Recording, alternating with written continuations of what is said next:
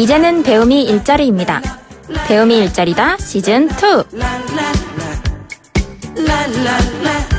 배움이 일자리다 시즌2 오늘 첫 시간입니다. 이제는 배움이 일자리가 배움입니다. 그래서 저희가 오늘 이 배경음악을 좀 바꿔봤는데요. 저는 폴리텍 대학과 이 코너를 진행하면서요. 폴리텍 대학 그리고 이곳을 찾는 학생들이 지금 우리 사회의 여러 가지 문제들의 대안이 될 수 있다는 생각을 했습니다. 편법이 아닌 성실의 가치를 알고 또 땀의 능력을 믿는 사람들이기 때문인데요. 배움이 일자리다 시즌2에는 이 폴리텍 피플, 폴리텍 사람들에게 조금 더 집중해 보려고 합니다. 사실 저는 우리 사회의 주인공들이 바로 이들이라고 생각을 하기 때문입니다. 오늘 첫 시간을 열어줄 세 분을 모셨습니다. 직접 자기소개와 인사를 부탁드릴게요. 네, 안녕하세요.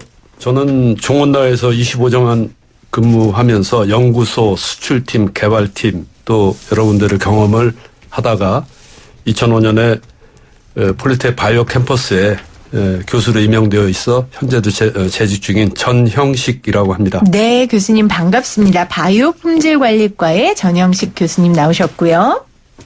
네, 안녕하세요. 저는 카이스트를 졸업하고 곧바로 하나케미칼에서 직장생활을 시작했습니다. 하나케미칼에서는 신약개발팀장으로 근무하면서 치매 치료제 개발에 몰두를 했었고요. 네. 지금 학교에는 2005년 개교 때 바로 합류하게 돼서 지금까지 이어오고 있습니다. 네, 과가 생명의학 부서과. 예, 맞습니다. 네, 장재선 교수님 나오셨고요. 네. 안녕하세요. 저는 한국폴리텍대학 바이오생명정보과 교수 김연향입니다. 저는 배움에 있어서 박사를 졸업하고 나서 실용학문에 관심이 많아서 CJ 제약대당 제약연구소에 네. 입사하였습니다. 그리고 거기서 바이오시밀러 개발이나 또는 효능 분석 쪽에 일을 하였고요. 그런 것들을 바탕으로 해서 지금은 후학 양성에 힘쓰고 있습니다. 네, 세 분이 소개를 해 주셨어요. 제가 소개를 듣다 보니 이 세 분의 공통점이 두 가지가 나오네요. 첫째는 바이오 관련 학과 교수님들이시고 두 번째는 다 교수 전에 현장 경험이 풍부하신 분들이십니다. 사실 오늘 이 바이오 관련 뉴스들이 막 쏟아졌어요. 인보사 뉴스도 있었고요. 또 한미약품 뉴스도 있었고요. 그래서 오늘 사실 이 세 분들 모시고 그 이슈만 해도 시간이 없을 텐데 오늘은 그 시간이 아니니까요. 교수님들과 함께 좀 이런 이야기를 나눠보도록 하겠습니다. 산업 현장형 교수의 장단점? 뭐가 있을까요? 우리 전형식 교수님. 예, 우선 저희 대학에서 이제 교수님들이 한 자리에 모여 있으면 네. 마치 어떤 회사의 임원회의, 전체 임원회의 같은 그런 분위기예요. 그러면 교수님 궁금한 거요. 그러면은 임원회의 같다고 했으니까 퇴사했을 때 그 직급대로 갑니까? 예를 들어 과장으로 퇴사했으면 그 자리에서도 과장이고. 그래도 예의상 한 직급씩은 높여집니다. 그래요? 교수님 뭐로 퇴직하셨어요? 저는 이사. 자, 교수님은? 저는 과장으로 했습니다. 저는 수석으로. 그래. 수석은 뭐예요? 수석은 과장보다 높은 거예요. 그게 중요해요. 네. 연구소의 직제라 과장보다 높죠. 차장부장이라고. 그렇군요. 그러나 그 직책대로는 아니라는 거. 네. 그래서 임원회의 같다. 그래서 왜냐하면 이제 교수님들 개개 교수님들을 살펴보면 네. 뭐 신약 개발을 하신 분들, 임상시험 전문가도 있고 또 생산, 판매, 네. 또 특허까지 기업 내 각 분야의 전문가들이 한 자리에 모여 있는 것 같은 그런 그렇죠. 그룹이기 때문이죠. 네. 그래서 그런 부분들이 저희 나름대로의 어떤 특징이라고 볼 수 있는데 단점이라고 하나 꼽는다면 네. 제가 이제 여기 와서 만 14년째인데 세상 일을 좀 어느 정도 알 수가 있겠어요. 근데 학생들의 한길 마음속은 정말 알기가 힘들어요. 근데 그거는 산업 현장형 교수님이어서가 아니라 모든 교수님들이 잘 모르지 않을까요? 다른 특히 더 그런 것 교수님들은 같으세요? 좀 더 저희들보다 우수하지 않을까 이렇게 상상을 해봅니다. 어떻게 생각하세요? 이 말에 대해서 우리 장 교수님 동의하세요? 일견 동의하기도 네. 않고요. 그렇지 않을 수도 있다라고 생각을 합니다. 왜 정 교수님이 그렇게 얘기를 하셨냐 하면은 아마도 저희가 다른 교수님들과 달리 저희 학생들하고의 관계가 네. 일반 대학에 비해서는 좀 많이 밀접합니다. 왜냐하면 그러게요. 입학부터 학생들 취업까지 저희가 옆에서 계속 지켜봐주고 지원해주고 하다 보니 그래서 학생들과의 시간 접점이 많다 보니까 그 학생들에 대한 그 마음을 더 많이 알아야 네. 되는데 거기에 대한 노력들이 더 필요해서 그런 말씀을 하시지 않았나 그렇게 생각이 듭니다. 아니, 그리고 저는 이런 생각도 해요. 그냥 학교 졸업해서 유학 갔다 와서 공부하신 교수님들보다는 직장생활하면서 얼마나 별일을 다 겪으셨겠어요. 우리 교수님들이 앞으로 미래의 학생들이 닥칠 일도 더 많이 아실 것 같고 그렇다는 생각이 드는데 그게 장점 같은데 김현영 교수님 어떠세요? 그렇죠. 사회에 나가보면 자기가 어떠한 사회에서 일원이 되었을 때, 충돌이라는 부분, 또는 네. 자기의 의견을, 그 분에게 받아들여지게 하는 부분, 그런 것들이 사실은 쉽지 않거든요. 근데 맞아요. 현장에 있었던 교수님들은 그런 노하우가 있으니까 사실 이론적인 부분뿐만 아니라 기술뿐만 아니라 그런 부분을 좀 저희가 많이 가리키려고 합니다. 맞아요. 그게 굉장히 사실 회사 생활 해보면 그게 더 중요하더라고요. 어떻게 처신하고 어떻게 행동하는지가 참 중요하다는 생각을 저도 직장 생활하면서 듣는데 학구파 교수와는 다른 현장형 교수셔서 에피소드들이 좀 있을 것 같아요. 소개를 해주신다면요. 저희 에피소드라고 한다면 이런 게 있습니다. 저희 학과 중에 품질관리과 교수님이 계시거든요. 네. 그 교수님은 단연간 진로에서 오랫동안 현장에서 이제 생산 쪽에 계셨습니다. 진로요? 네. 그 브랜드 네, 진로요? 맞습니다. 진로에도 계셨고 또 카스맥주 아, 네. 그래요? 그쪽이 정통하시군요. 네. 네. 그래서 근데 이제 사실 품질 관리 이런 쪽에 이제 많은 걸 주시는데요. 네. 그러다 보니 작품이 나옵니다. 여러 원료를 통해서 그 주류를 그러니까 과실주를 만들게 되는데 학생들은 그러한 제조법도 익히고 품질 관리에 대한 규정도 배우면서 네. 또 저희 교수들은 이 세상에 즐거움. 하나뿐인 그러한 작품을 하나씩 받게 되는 즐거움을 가끔 받습니다. 그 교수님이 제조하신 술은 근데 제품 관리를 받은 건 아니잖아요. 공식적인. 공식적인 그러니까 이제 저희가 선물의 수준으로 받아들이고 있습니다. 그렇군요. 또 반대로 제약업체에 일하셨던 우리 전영식 교수님 같은 경우에는 뭐 술 먹고 술병 나거나 뭐 이러면 약도 좀 주시고 그러세요? 여기서는 뭐 특별히 그럴 네. 필요를 느낀 적은 없었는데 그런데 이제 초기에 종군당에 나름 이제 브랜드 밸류가 있었던 자황이라는 음료수가 있었죠. 네. 그래서 그거를 저도 모르게 어느 날 보니까 소주하고 이렇게 1대2로 섞어서 이렇게 마시게 되더라고요. 근데 뒤끝이 굉장히 깨끗하다고 주변에서도 얘기를 하세요. 아니, 잠깐만요. 지금 바이오 쪽 교수님들인데 지금 주류 쪽 교수님인 것 같은. 그럼 다시 수정을 하겠습니다. 저희 느낌이 드는데. 의약품과 진단 쪽에 교수님 좀 늦으신 것 같고요. 우리 장재선 교수님은 좀 수습을 해주세요, 교수님. 어떠세요? 예, 큰일 났네요. 그런데 사실은 일견 네. 방금 저희가 주류에 대해서 얘기를 했었는데 그러한 술도 바이오 기술들이 접목돼서 품질 관리가 되고 제품이 네. 생산이 되고 또 뭐 제품이 개발이 되고 있기 때문에 사실은 얼마든지 바이오에서 저희가 얘기하는 게 뭐 네. 크게 그 이상하게 느껴지지 않으실 겁니다. 알겠습니다. 자, 기업과 학교는 아예 원리가 좀 다르잖아요. 특히 뭐 요즘에 대학교들이 많이 상업화됐다고 하지만 폴리텍 대학은 일단 국가에서 또 하는 직업 교육 학교고 그래서 좀 다를 것 같은데 어떠세요? 우리 장재순 교수님은 그런 이익을 추구하는 기업에서 일하다가 후학을 양성하는 교수로 산다는 거. 저는 사실은 지금 위치에 대단히 만족을 하고 있어요. 그러한 네. 이유 중에 하나가 원래 목표가 학생들을 가르치는 게 저는 정말로 제 특기라고 생각을 했었고 너무너무 즐겁습니다. 그래서 물론 대기업에 있었었지만 기업에서는 학교보다는 또 뭐 여러 가지 장점이 있을 수 있겠지만 네. 그 학생들이 저희의 도움을 받고서 뭐 취업을 해서 성과를 냈을 때 저희한테 오는 감사의 마음이라던가 그런 걸 느낄 때 전혀 그리고 정말로 내가 학교에 오기를 잘했구나 이런 생각을 늘 하고 있습니다. 그렇죠. 이 마음을 사실 많은 분들은 느끼고 싶어 한다 해도 사실 현실적으로 모두 다 교수가 될 수 있는 건 아니니까요. 우리 김현양 교수님이 좀 비법을 말씀해 주신다면 현장에 있다가 이렇게 교수로 할 수 있는. 사실 저희가 기본적으로는 현장에 있었으니까 현장 기술은 기본적으로 익혀야 되고요. 가지고 네. 있어야 되고 거기에 또 하나는 기술을 전파하는 능력이 가지신 그렇죠. 분이 오셔야 됩니다. 그리고 그것보다 더 중요한 것은 학생들에 대한 애정이 있어야 하고요. 자기 명예를 추구하는 이익보다는 네.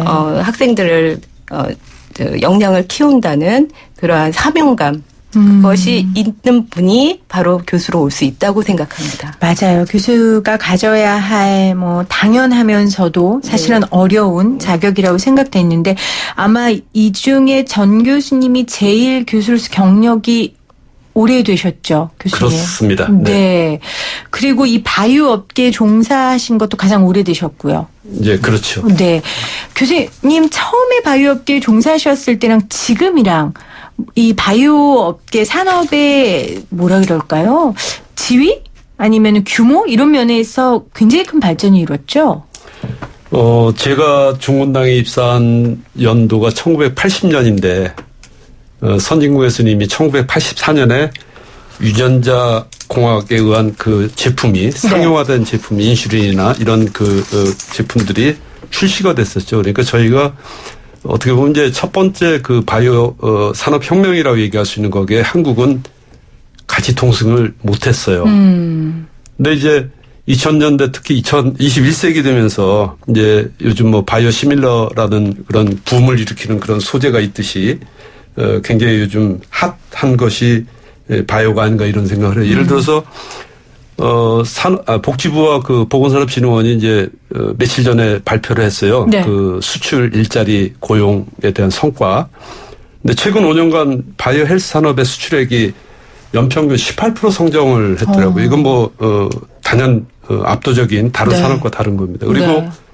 작년 한 해 그 기술 수출액 로열티라고도 하는데 이것이 결국 그 기업의 연구개발 활동의 바로미터가 되죠. 그것이 5조 3천억 원이었대요. 뭐 숫자는 미미하다고 볼 수도 있어요. 사람에 따라서. 그런데 네. 이게 그 전년도 대비 4배가 증가를. 폭이 엄청 크군요. 그렇습니다. 그래서 정말로 이건 이제 명실상부하게 네. 핫한 그런 하나의 산업으로 성장 네. 동력으로 자리매김했다고 저는 생각을 합니다. 맞습니다. 오늘 바이오 뉴스가 이렇게 많은 거 보면 분명히 핫한 거 맞는데 좀 좋은 뉴스는 아니었지만 그래도 핫한 건 맞는데 청취자분들 중에 바이오 아는 것 같은데 구체적으로 사실 잘 모르겠다 하시는 분들을 위해서 우리 장재선 교수님께서 바이오 산업의 제품군 우리 청취자분들이 딱 들으면 알만한 거 이 제품군들을 좀 소개해 주시면 좋을 것 같아요. 아, 네. 그 바이오의 대표적인 제품군이라고 하면요. 뭐 아마 그 식품이 이제 첫 번째로 꼽을 수가 있고요. 식품에는 많이 뭐 요즘 TV 광고에서도 보셨을 텐데 기능성 식품하고 그 네. 발효 식품이 그 주 대표적인 영역을 차지하고 있고요. 두 번째 분야로는 의약품이 있습니다. 그래서 의약품은 일반적으로 우리가 뭐 타이레놀이라든가 이런 것들이 그 합성 의약품이었었고요. 그리고 네. 요즘 제가 회사 이름을 좀 얘기해도 될지 모르겠지만 삼성바이오로직스나 셀트리온 같은 데서 뜨고 있는 바이오 시밀러로 대변되는 바이오 의약품이 있습니다. 네. 그리고 세 번째 큰 군으로는 그 화장품을 좀 들 수가 있습니다. 그래서 물론 다른 다양한 제품군들이 있습니다만 이런 식품, 의약품, 화장품이 가장 대표적인 그 바이오의 뭐 3대 제품군이라고 이렇게 말씀드릴 수 있을 것 같습니다. 그러니까 우리 삶에 아주 굉장히 밀접한 분야가 바로 바이오 분야고 아마 100세 시대 이 수명이 늘어나면서 더욱더 그렇게 될 수 있는 분야가 이 바이오 분야입니다. 그러면 우리 김현양 교수님께서 폴리텍 대학에서 이 바이오 관련 학과들이 좀 뭐가 있는지 그걸 좀 청취자분들이 들으시면 나도 좀 공부해볼까? 이런 생각 하실 것 같아요. 네, 저희는 6개 과가 있습니다. 네.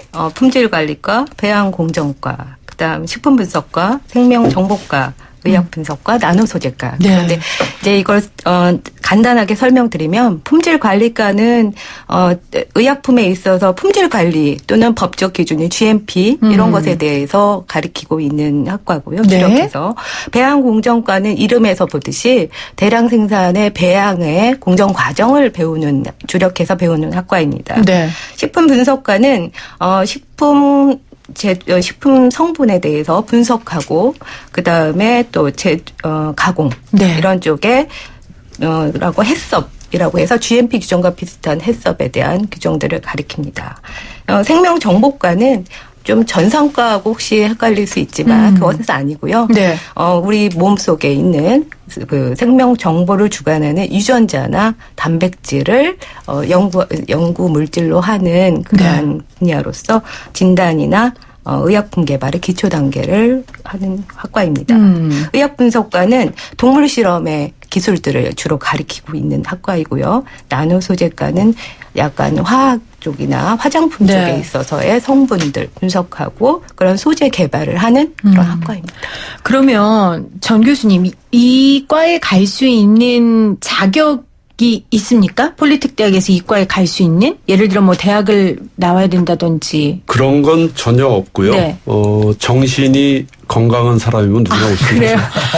지금 정신이 건강한 사람 굉장히 중요해요. 왜냐하면 정말 이 분야는 생명과 윤리가 굉장히 중요한 산업들이잖아요. 네. 정말 정신이 건강한 사람을 가야 되는데 그렇습니다. 그 정신 건강한 거 어떻게 시험 보고 들어갑니까?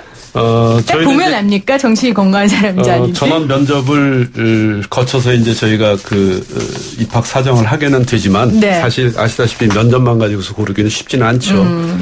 근데 이제 많은 지원자들이 또는 그 주변에 계시는 이제 가족들, 부모들 이렇게를 어렴풋이 짐작을 해보면 네. 바이오가 핫하다 하니까 어떤 그 환상을 좀 가지시는 그런 측면은 혹시 있지는 않을까 그런 좀 염려가 좀 돼요. 그래서 저희 대학은 물론 이제 그 뭐 전원 기숙사에 또 도서관도 1인 1독서실 이렇게 돼 있지만 또 기업의 눈높이에 네. 이렇게 맞출 줄 아는 또는 그걸 위해서 노력하려는 그런 각오가 먼저 필요하지 않을까. 자연스럽게 얻어지는 게 아니거든요. 네, 네. 그런 부분이 좀 중요하다고 생각을 네. 합니다. 혹시 우리 장 교수님 덧붙여 주실 거 있으시다면요. 네. 사실 저도 비슷한 얘기인데요. 매년 바이오가 핫하다라고 하다 보니까 바이오 관련 학과들이 많습니다. 전국에. 그래서 매년 한 2만 명 이상에 달하는 바이오 대학 전공자들이 배출되고 있어요. 근데 여전히 기업은 구의 내로를 호소하고 있는 상황이고. 네. 그래서 학벌보다는 사실은 능력 중심의 시대가 이미 우리 앞에 다가와 있잖아요. 그래서 우리 학생들이 능력 향상에 최선을 다해야 되겠다. 이런 네. 마음가짐을 가지고 학교를 좀 살펴보고 공부를 하고 했으면 좋겠다는 네. 생각을 많이 하고 있습니다. 그러니까 바이오 산업이 핫하다지만 결국은 이 일을 하고자 하는 본인의 의지와 능력이 더 중요하다라는 말씀을 해주셨어요. 우리 김 교수님. 네. 저희, 폴리텍 대학에서는 학생들에게 어떠한 것들을 가르치고 싶냐면 기술뿐만 아니라, 지금은 현재 사람들이 열심히 해도 그 결과를 얻을 수 있을까에 대해서 확실성이 없습니다. 그런데 국내 대학에서 저희 폴리텍 대학은 열심히 하면 자신의 인생이 새롭게 바뀔 수 있다는 그러한 희망을 주는 곳입니다. 네, 맞습니다. 네, 그 바탕은 기술이고요. 저는 그래서 이 폴리텍 대학과 이 코너가 이 시대의 여러 가지 문제들의 대안이 될 수 있다라고 생각을 하는 겁니다. 저를 폴리텍 대학의 홍보대사로 모셔가세요. 네, 감사합니다. 기꺼이 모시겠습니다. 어떻게 이렇게 환영해 주죠? 네, 기대하지 못한 환영입니다. 네. 오늘 배움의 일자리다 시즌2를 멋지게 열어주신 세 분의 교수님께 다시 한번 감사의 인사를 드립니다. 고맙습니다. 감사합니다.